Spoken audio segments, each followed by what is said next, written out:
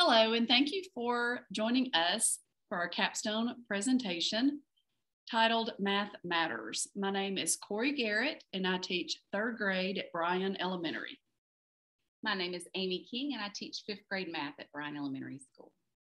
And I am Gail Clutton, special ed teacher for fourth grade at Bryan Elementary.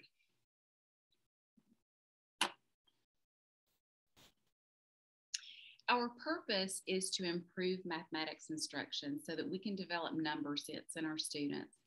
Math scores have been lagging the past few years, and while we know that test scores are not everything, they do indicate a decline that we need to address in order for our students to be better mathematical learners.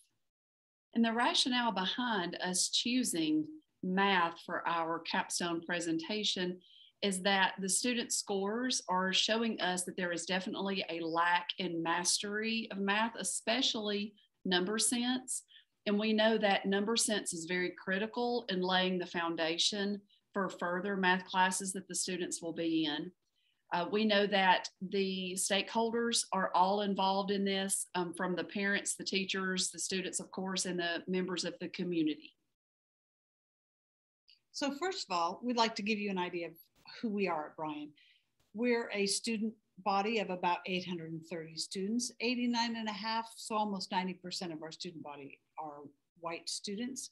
We only have about 26% that classify as economically disadvantaged, and 83% of our students are in regular education.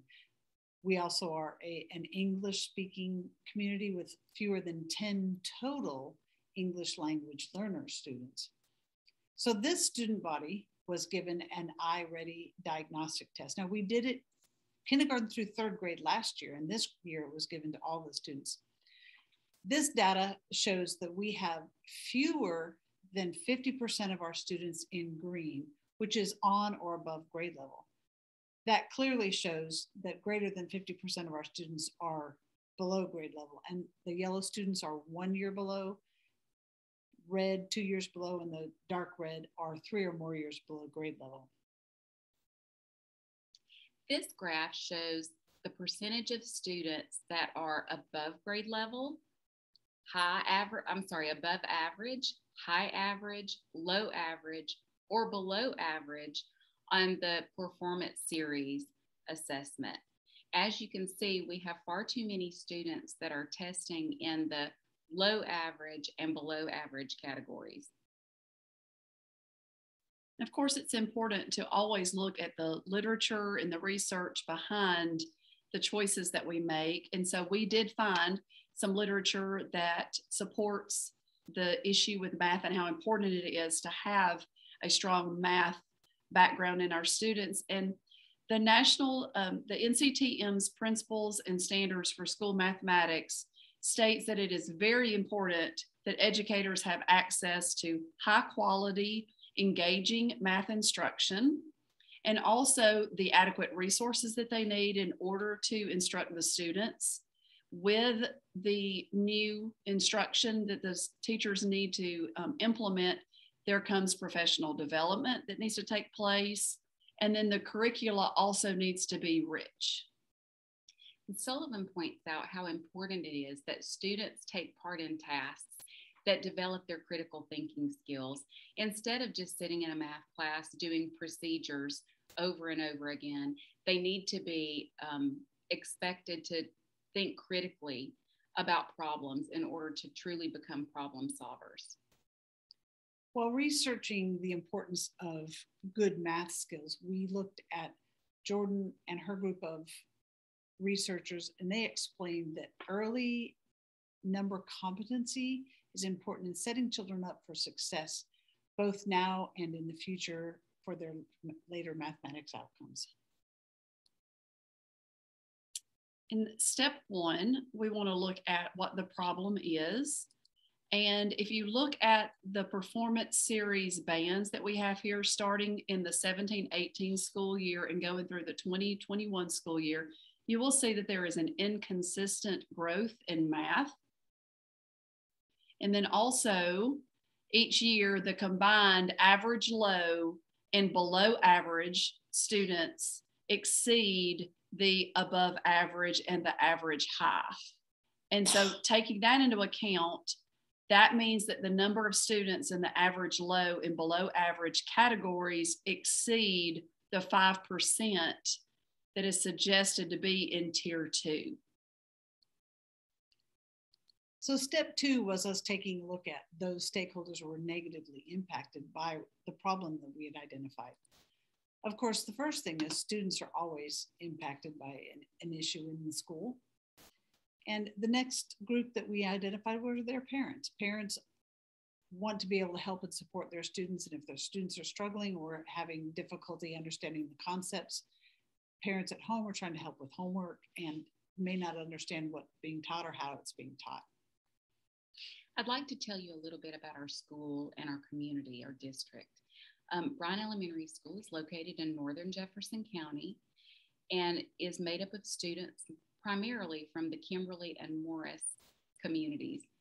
There's a lot of community pride and school support and community support here.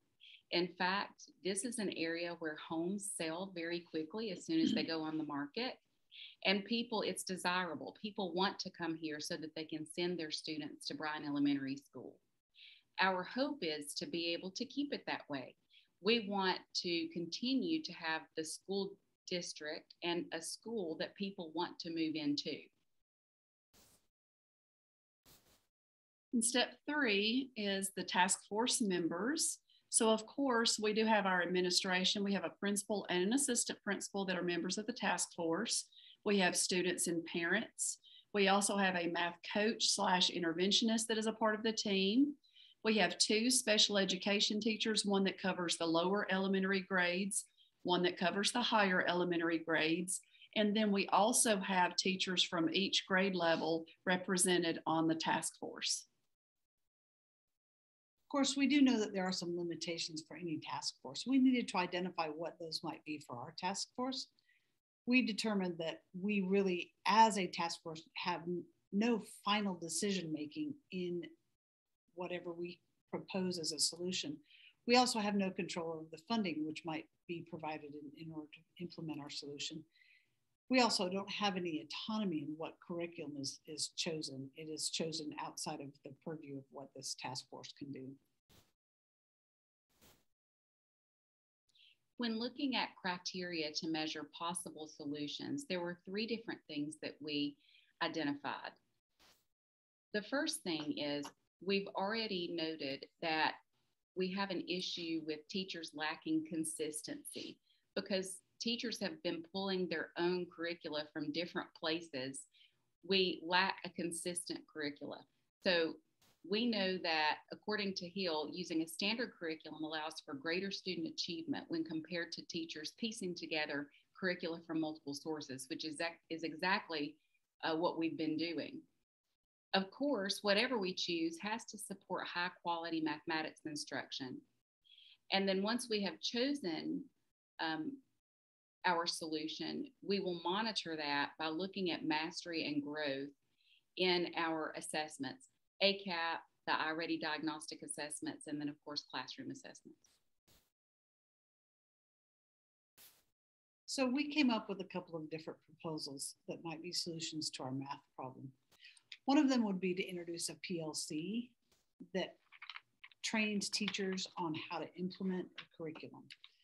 We know that if we want to learn across the board, a professional learning community might be the best way to do it. And that's a focus on continuous improvement in a staff performance as well as in student learning, according to Celine Pravini. We've also already talked about how teachers are piecing together their own curriculum. So one thing that we need to do is have higher quality assessments.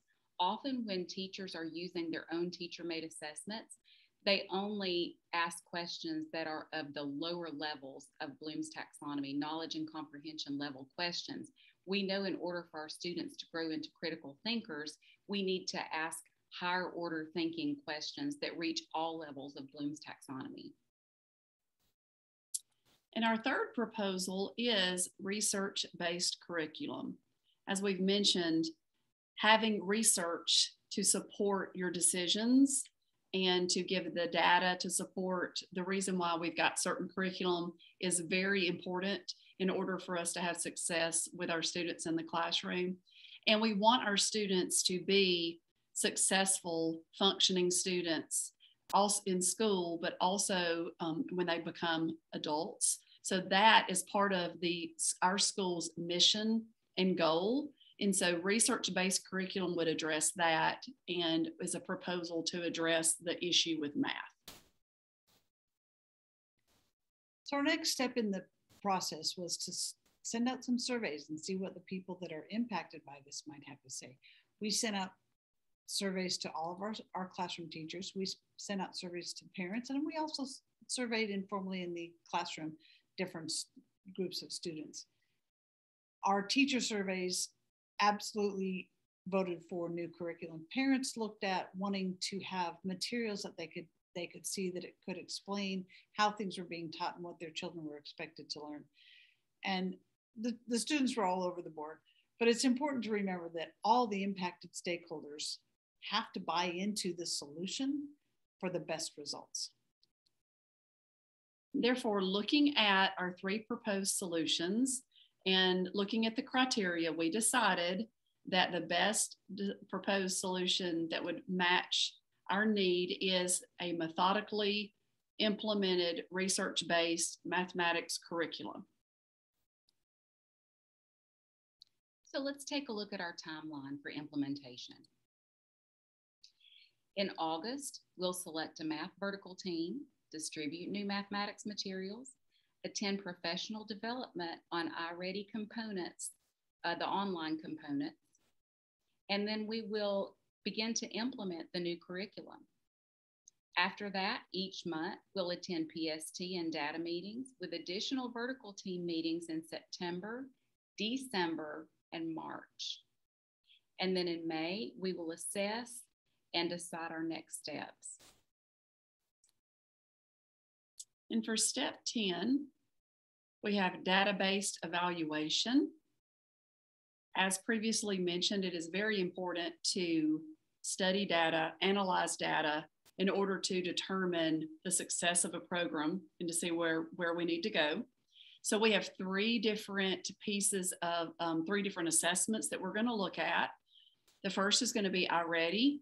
That is given at the beginning of the year, middle of the year, and end of year. And then we will compare scores. These reports also give detailed information on what the students can do and what the next steps need to be. We took the ACAPS test in the spring of 2021. So therefore, when we take it in the spring of 2022, we will have that data to compare. And then also within the classroom, there will be formative and summative assessments that the teachers can use and the grade levels can look at to also determine the success of the program. And we know that Borich and Cubison state that data from assessments helps to ensure proper educational decisions are made. So we know that tells us just to support how important assessments are and studying the data from the assessments. So as we wrap it all up, it's time to modify and adjust. We know that no plan is perfect at the outset of implementation. So what we'll do is we'll take our vertical math team. Starting out the year, we're going to look at the beginning of the year school-wide data, and we'll also meet in grade levels and look at each individual grade levels data to determine where we are, and that will help us monitor and ensure that the proper implementation based on our students' performance. Implementing all of these will be looked at every month in monthly meetings, making sure that we have a methodic implementation of our curriculum. And that concludes our capstone presentation. It is our sincere hope that rather than this just being an assignment for graduate school, that through our efforts, we are able to affect real change within our school. Thank you for your time.